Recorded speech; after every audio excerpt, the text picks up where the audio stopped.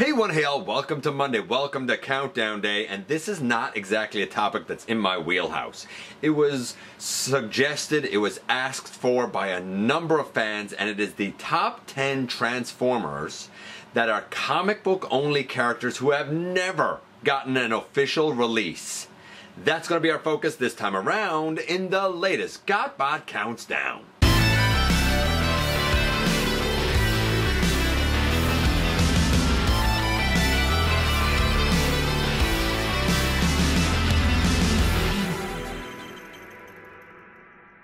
Hey one, hey all, welcome back to the channel. I'm your host, your most humble of hosts, Dennis Moulton, aka GotBot. As always, please like, comment, share, of course subscribe, and while you are at it, light 'em up, baby. Hit that notification bell, please. It helps me out a ton, let you know when content of all sorts goes up here on the channel. Check out Machinery of Man, The Everything Factor, all the groups that I'm either a mod or an admin for, as well as all of my social media links. All of that's in the description down below. Also in the description down below, and if you're in a position to help the channel to grow, you can use the donate link, check us out on Patreon, see what we have to offer to you through spring, or of course hit the join button at any given time, and become a channel member. And like I said, there's a few caveats here I have to give. So here was the topic. It had to be comic book only characters, meaning if they appeared in other fiction outside of comic books, then they did not count. It had to be a vote for one character, not multiple, and it had to be a character we have never gotten an official release of. Third party was fine, but an official release we couldn't have gotten. So let me kind of like reiterate that as we go through a little bit. Characters, for example, like Primus wouldn't be able to count because we've gotten Primus in other fiction.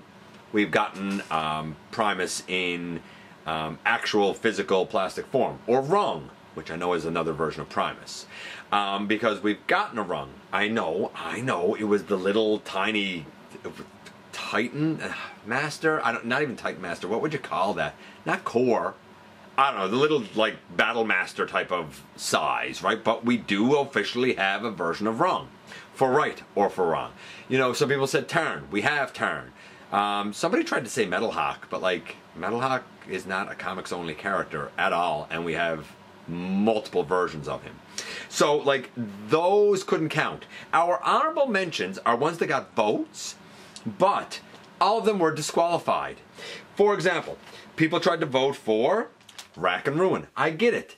They said, yeah, but the Cyberverse Rack and Ruin is a different Rack and Ruin than the G1. I agree, and we do need a proper G1 Rack and Ruin that homages the comics, but we have had Rack and Ruin outside of the comics, a la Cyberverse, and we have had an official Rack and Ruin figure. Again, it was from Cyberverse, not the G1, but that wasn't the regulation. The regulation was not specific to a certain era.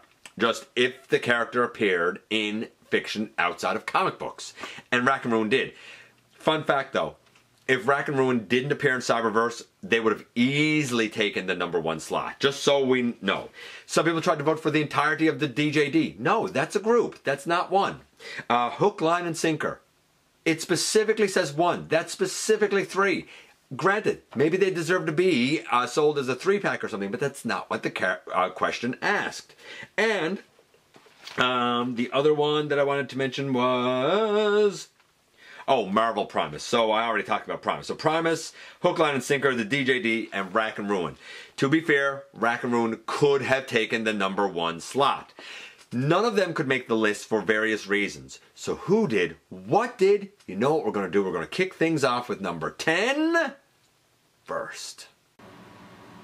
Now here at number 10, I'm going to, before we dive into number 10, I'm going to give a little caveat here. I tried to research all of the members that made the list. As far as I know, all of them are comic book only characters. If I'm mistaken, because I missed a certain piece of fiction that they appeared in besides comic books, I apologize. So the assumption is these are all comic book only characters that have never had an offering. And number 10 takes us to the pages of IDW. It takes us to a young Camion who I believe is a recent graduate in the medical field by the name of Velocity, or Lottie, as she's known to her friends. I don't know a lot about the character, as will be the case with most of these because I really don't follow the comic books. But my understanding is that she's a member of the Last Light. Because she was on Camnus, she doesn't really know the Great War, so she has no kind of like preconceptions about Autobots and Decepticons and who's nice and who's not. She has a cheery disposition, but she's also very knowledgeable, very capable, very skilled, and very much believes in justice. So even if you're a Decepticon, treat her right, show that you're a good person, and she's probably okay with you. Show that you're a tyrant like Megatron, probably not so much. Really, really cool looking figure. I don't know the alt mode. I'm assuming it's some sort of a vehicle. I really don't know though. I apologize for those who do. But you know what? I'm down for more female characters. I'm down for more medical personnel to help Ratchet. And honestly, I'm down for, you know, like more Cambions, or Cambians, or I don't know what exactly they call themselves, but you know what I'm talking about. The female Transformers from Camnus. Like, I'm down for some of those. Don't know the character, like the design, why not? Velocity takes the number 10 slot. Number 9 sticks with IDW, but this time we go to the Decepticons and Fulcrum. And I mean, not for nothing, Fulcrum's just supposed to be like a K-class level trooper, and they're not supposed to have any fear because like they're like front-line infantry. But he does. He believes, hey, I like being alive, and if that means I gotta be a little bit cowardly to do so, such is life. He's not really that mean. He's a fairly approachable Decepticon, fairly nice guy for the most part. Doesn't really like organic species from what I understand. That's about all I know about Fulcrum, but enough fans like the guy and think he deserves a figure that he was able to take the number 9 slot. From the Transformers Legends comic book anthology, we have the Dinobots' answer to aquatic battle with Paddles. That's right, unlike the rest of the Dinobots, Paddles is a little more calm. The demeanor of Paddles is a little more, I don't know. I don't need to fight, but I'll fight if I got to, and if you're going to rile me up, I'm going to fight ferociously. He's just not as, like, let's go in, you know, chomping and stomping right away. Bit awkward on land, really good in the water, of course. Paddles most often is depicted as a variation on Sludge, and you know what? I think it would be easy enough to take a Sludge mold and do a Paddles. In fact, I believe the Studio Series 86 Sludge mold was able to be upgraded by Matrix Workshop, was it? Nanef? Maybe it was Nanef Productions. I can't remember now, with an upgrade kit that turned that character into Paddles, but we don't have an official Paddles. A lot of fans would really like it to kind of round out those Dinobots from 5 to 6. A mighty 6. Yeah, Paddles takes the number 8 slot. Number 7 sticks with IDW and the Lost Light crew. Apparently people really like those guys. I mean, we all know my thoughts on IDW. But it's hard to argue with Riptide. That's right, Riptide. A lot of people said, look, a member of the Lost Light crew, I'd like to have more of them. They said, kind of a cool bot, you know, approachable, a nice guy, bit of a chatterbox, sure, why not? But they did say, and I'm looking down here now, he likes simple things like drinking at Swerves, but a lot of people said the same thing. I'm voting Riptide because really we could use more boat Transformers. We don't have enough boats in Transformers, certainly not on the Autobot side. I mean, Decepticons, after all, they got the whole Dark Fleet, right?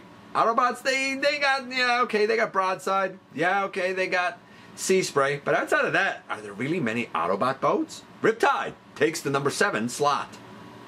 Number 6 had a flurry of votes at one point, enough that I thought it was really going to pick up steam and go even higher on the list. But it's Aeron. I hope I'm saying that right.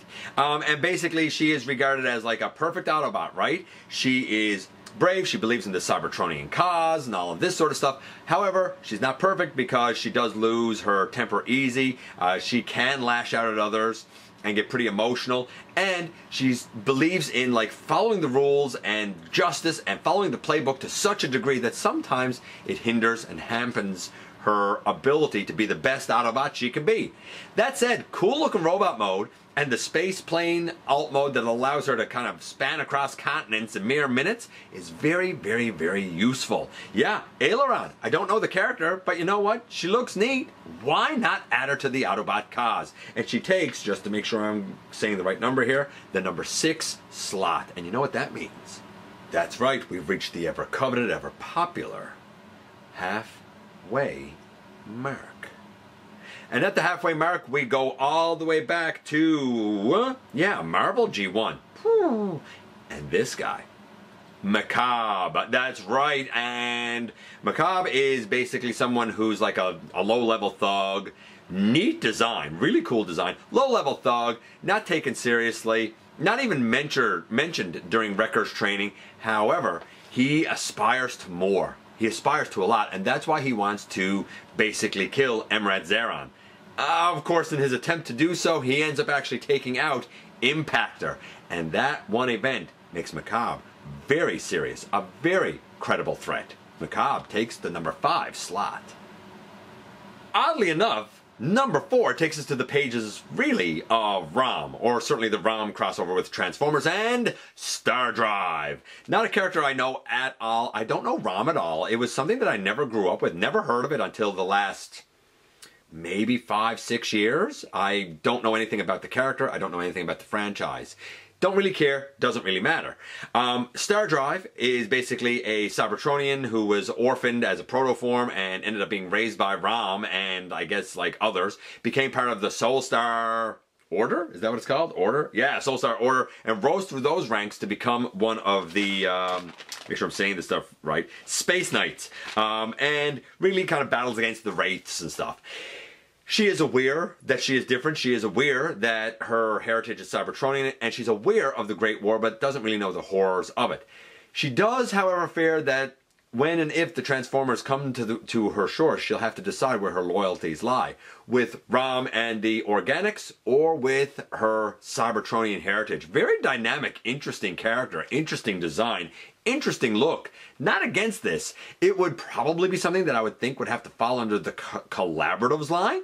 But I'm not going to say that I don't think Star Drive wouldn't make for a really interesting addition. Enough fans agree that she was able to take the number 4 slot. Number 3 is a bit obnoxious, a bit brash, but certainly a bit adventurous and heroic. It's Anode, taking the number 3 slot. Some people tried to vote for Anode and said, hey, include Lug as like an accessory or something. Sorry, Lug would have to have his own votes and be separate. Anode is basically very, very, handy, I suppose, even able to kind of restructure protoforms into their intended form with some training and whatnot, but prefers the freedom of being a universe-trotting, not a globe-trotting, universe-trotting adventurer, from Cybertron to Camnus and the rest of the universe. The only thing that kind of reins her back and tows her in and keeps her calm is indeed Lug. Lug, like I said, would have to have separate votes, and he did get some votes, not enough to rank. But Anode, the adventurer that I often think of akin to like the Transformers answer to Lara Croft, for example. You know, that sort of an adventurer is how I sort of take her to be. Anode takes the number 3 slot. Number 2 goes all the way back to G1, and kind of a sad story for Spanner. Spanner, if you don't know, was basically a scientist that kept himself out of the war and was like, I'm not interested in joining either side. I'm not down for this. I'm a scientist. It's not cool. Ended up kind of being, I don't know if it was captured or kidnapped or taken or whatever, by Straxus and forced to build a space bridge. And not only forced to build a space bridge, but Straxus, being as brutal and cruel as he is, incorporated Spanner into the space bridge. A lot of people said that the space bridge was only half complete, so if we actually had a Spanner, it would really transform into half a space bridge. I would prefer if it transformed into a full space bridge if we were going to have a Spanner at all. But Spanner basically is a brilliant scientist who was relegated to being a slave for Straxus. Yeah. Now that we have a couple of versions of Straxus, the old deluxe and the more recent comic book edition, I feel like it would be ripe for the addition of Spanner, and enough fans felt that way that Spanner took the number 2 slot. And now here we are at the very tippy top number 1. And number 1, funny enough, isn't actually a Transformer at all. And it's this. That's right, it is Josie Beller, or Circuit Breaker. Some people would probably know her as. Long story short, she detests robots. She does not distinguish between Autobots and Decepticons. She will destroy all of them. I don't care.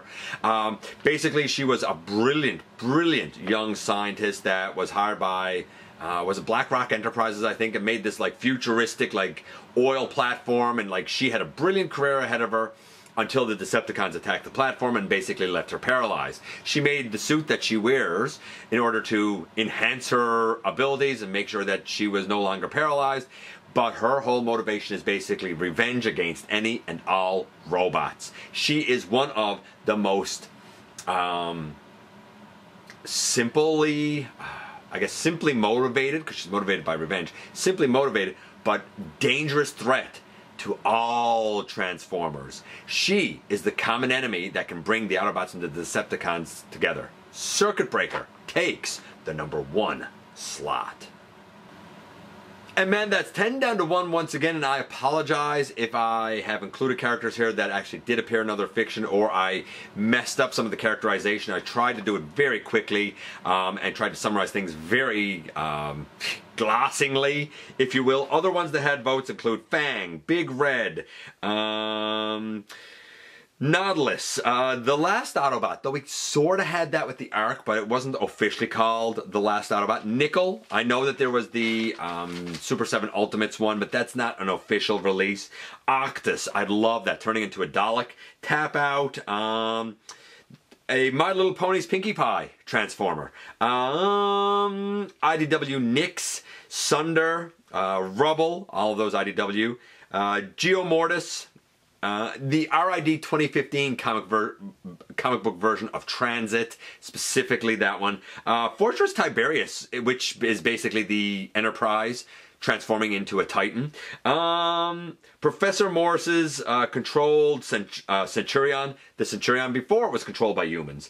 Sleigh Ride, Big Bang, the Megatron Ratchet conglomeration mixture, if you will. IDW Roller, the one that transforms. Shatterglass Gaia, Shatterglass Aquarius, which is basically a Quintesson. Scissor Saw, Kaon, Vos, Lug, who was mentioned earlier, and the G2 Liege Maximum design. Not the version of him, I suppose, that's best known from Aligned, but the big burly brute from G2 Comics. Yes, those and more. Boy, oh boy. So many Transformers that we could still get our hands on. Let me know if your favorites made the list or not. I appreciate you guys coming by, giving me some of your extremely valuable time. I do know how important it is to you. If you're in a position to help the channel to grow, you can use the donate link, check us out on Patreon, see what we have to offer to you through Spring, or of course hit the join button at any given time and become a channel member. While you are at it, please hit the subscribe button, stick around, have some fun here on the channel. But most importantly, do not forget for a moment, not for a second, that you right there, you do make a difference in the world, and I look forward to the next time that you and I get together to have another visit, either in the live streams on Thursday nights, at the stop motion premieres, or the old-fashioned way, right here inside the videos.